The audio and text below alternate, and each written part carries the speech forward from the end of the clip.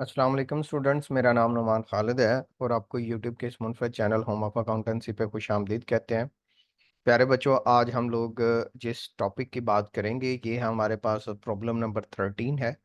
और ये हम लोग नोट्स डिस्कस कर रहे हैं मुअज़्ज़म मुग़ल साहब की बुक में से। इससे पहले हम लोगों ने डिटेल में प्रॉब्लम नंबर 1 से लेकर 10 तक प्रॉब्लम सॉल्व किया था। और उसके बाद हम लोग अब जो पॉइंट्स रिपीटेड आ रहे हैं उनकी वजह से इनको डिटेल सॉल्व नहीं कर रहे, बट जो डिफरेंट पॉइंट्स आते हैं उनको हम ज़रूर डिस्कस करते हैं। ये नोट्स अगर आपको रिक्वायर्ड हो तो आप मेरे व्हाट्सअप नंबर के ऊपर रब्ता कीजिएगा, जो इस लेक्चर की डिस्क्रिप्शन में मैंने लिखा हुआ है। आपको ये notes free of cost forward कर दिए जाएंगे। इन लेक्चर्स के साथ साथ एडवांस अकाउंटिंग, कास्ट अकाउंटिंग और सॉल्व पास पेपर की सीरीज भी अवेलेबल है। आप चैनल पे जाएं और उसकी प्लेलिस्ट में जाएं।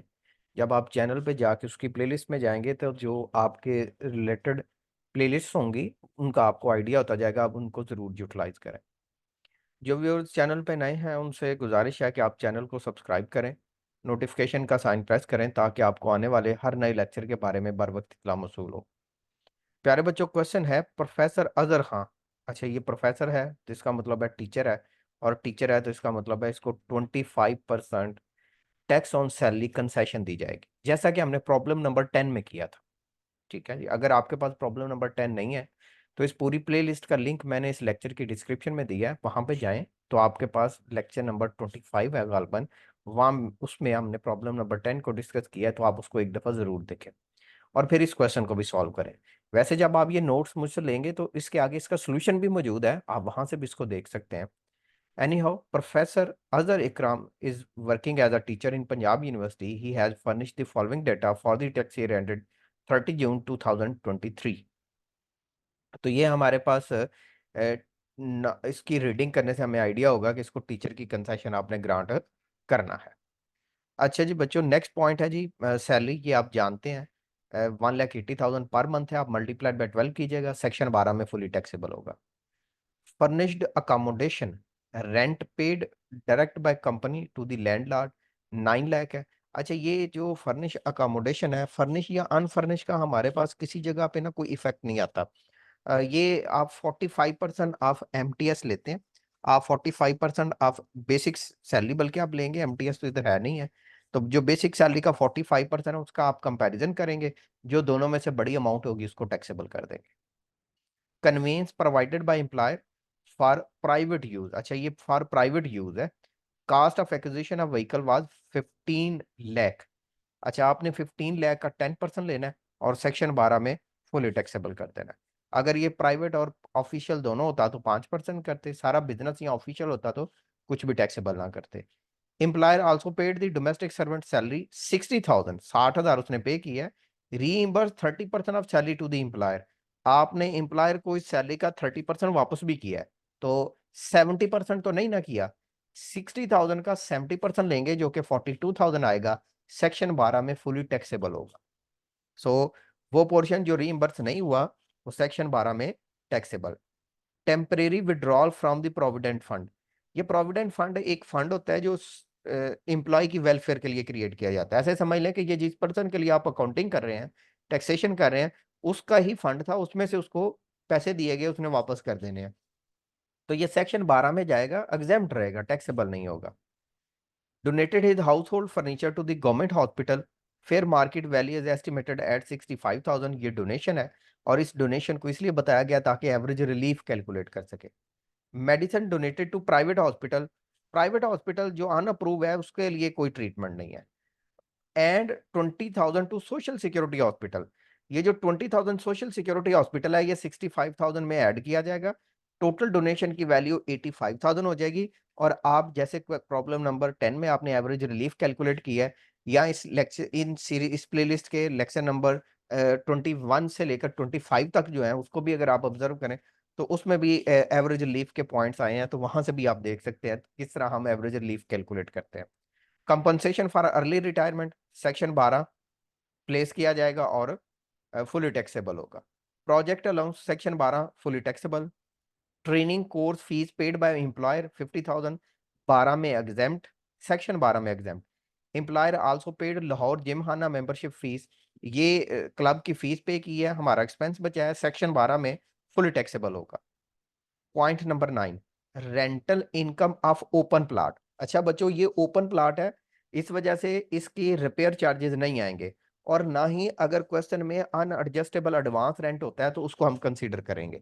जैसा कि आगे उसने बताया हुआ है, कलेक्शन चार्जेस ये जरूर आप डिडक्ट करेंगे, लेकिन इसकी भी लिमिट आपने याद रखनी है, मैक्सिमम 4% होने चाहिए। अनएडजस्टेबल एडवांस रेंट रिसीव 80,000, ये आपके पास अनएडजस्टेबल एडवांस रेंट रिसीव है, ये आपने ट्रीट नहीं करना। उसकी रीजन ये है कि ये ओपन प्लॉट है। 10th पॉइंट है, he receive 45,000 as royalty on professional book and 55,000 from fish catching business, the same is invested in the prize bond. अच्छा ये दो पॉइंट है, एक तो 45,000 आपको रियलिटी है, ये सेक्शन 18 में जाएगा, फुली टैक्सेबल होगा। रियलिटी ये होता है कि आपने को बुक लिखी है, उसके बदले में जो पब्लिशर के राइट्स हैं वो आपके पास है। And 55,000 from fish catching business, ये भी आपके पास सेक्शन 18 में जाएगा और फुली टैक्सेबल होगा। फिर उसने कहा same is invested in price bond, उसका हमारे से कोई लिंक नहीं है, वो इन्वेस्टमेंट का हमारा कोई तल्लुक नहीं है। पहले कभी इन्वेस्टमेंट्स के ऊपर कंसेशन होती थी, अब हमारे पास इन्वेस्टमेंट के कंसेशन नहीं होती, इसलिए जो same invested in price bond है कोई तल्लुक नहीं है इसका। Cash award granted by president of Pakistan, president से जो मिला वो 39 में एग्जाम्प्ट है। And performance award granted by chief minister of 70,000, जो चीफ मिनिस्टर से मिला वो बेटा जी आपने सेक्शन 39 में टैक्सेबल करना है। His son is in USA and he remitted 60,000 to him during the year, an amount received through inheritance by cross check to 2,50,000। ये जो उसका बच्चा है his son, उसने जो 60,000 उसको भिजवाया है, ये 39 में एग्जेम्प्ट होगा इनकम फ्रॉम अदर सोर्सेज में। और and amount receive through inheritance by cross cheque 2,50,000, ये भी 39 में एग्जेम्प्ट होगा क्योंकि क्रॉस चेक है और वरासती तौर पर रिसीव हुआ है कि इनहेरिटेंस से कुछ आपको पैसे मिले हैं। With card deducted 4 lakh and payment to the worker welfare fund, ये दोनों अलाउएबल डिडक्शन है, जब आप टोटल इनकम कैलकुलेट कर चुके होंगे तो इनको माइनस करेंगे। Gain on sale of security holding period more than 8 year 37 में एग्जाम्प्ट, और कुछ भी टैक्सेबल नहीं होना क्योंकि 6 साल से ज्यादा है। Loss on sale of jewellery 37 में एग्जाम्प्ट रहेगा क्योंकि gain on sale of jewellery है नहीं। Cell proceed of bonus share receive from private company, अच्छा सेल प्रोसीड से मतलब होता है पैसे बेचे हैं, बेचे हैं और पैसे आए हैं, ये प्राइवेट कंपनी है इसलिए 37 में टैक्सेबल होगा, फुली टैक्सेबल होगा। ही परचेज ऑफ सुकेक offered by public limited company, public limited company के जो शेयर्स हैं वो आपने खरीदे हैं, पहले इसके ऊपर कंसेशन होती थी, एवरेज रिलीफ मिलता था, अब इसके ऊपर एवरेज रिलीफ नहीं कैलकुलेट किया जाएगा। यील्ड, प्रॉफिट का दूसरा नाम है जी yield. Yield receive on national saving deposit certificate 90,000, या profit on debt maintained by banking company, ये दोनों एफटीआर है और 15% के हिसाब से होंगे। Share of loss from association of person AOP, अच्छा gain from sale of AOP तो आपने सुना होगा, लेकिन share from loss from AOP आपके पास पहला पॉइंट आया, ये आपने गेन होता तो आप टोटल इनकम में ऐड करते, लेकिन लॉस जब होगा तो आप इसको टोटल इनकम में से लेस नहीं करेंगे, ठीक है। नेक्स्ट है जी tax deduct reimbursement of hospitalisation cost from insurance company से आपने हॉस्पिटलाइजेशन कॉस्ट रीइंबर्स की 39 में एग्जेम्प्ट। रीइंबर्समेंट का मतलब होता है कि पहले पैसे लगाए हैं फिर वो वापस लिए हैं, तो आपको बेनिफिट तो हुआ नहीं है, आपने अपना चेकअप करवाया, पैसे लगे, वो पैसे आपने वापस करवा लिए, तो यहाँ तो आपको पैसे उससे ज्यादा मिलते, तो फिर आप कहते हैं बेनिफिट है, ये 39 में एग्जाम्प्ट। अच्छा जी नेक्स्ट वो कहता है जी tax deducted at source from salary, advance tax है। Rental income from building let out together with the plant and machinery 2 lakh, depreciation plant and machinery 25,000। ये जो rental income let out plant and machinery है ना, ये 2 लाख, इसमें से 25,000 आप minus करेंगे, 1,75,000 आएगा, वो 1,75,000 जो है वो 39 में आपने फुली टैक्सेबल करना है। Free tea coffee coupon for employees and his family 50,000, जो इंप्लॉय और उसकी फैमिली को मिला सेक्शन 12 में जाएगा क्योंकि इंप्लॉय से उसको इंप्लॉयर से रिसीव हुआ है और एग्जेम्प्ट रहेगा। Gain on sale of plot holding period more than 6 year, अच्छा भाई 6 साल से ज्यादा है इसलिए 37 में एग्जेम्प्ट है। सेपरेट ब्लॉक ऑफ इनकम में भी नहीं जाएगा। ले बच्चों, इसका आगे इसका सोल्यूशन भी उसने किया हुआ है, जो कि आप इन नोट्स को मुझसे ले लेंगे तो ये आपके लिए इजीली हो जाएगा। फिर भी किसी किस्म का कोई पॉइंट होगा तो आप मुझसे ज़रूर जो है वो इसको डिस्कस कर लीजिएगा।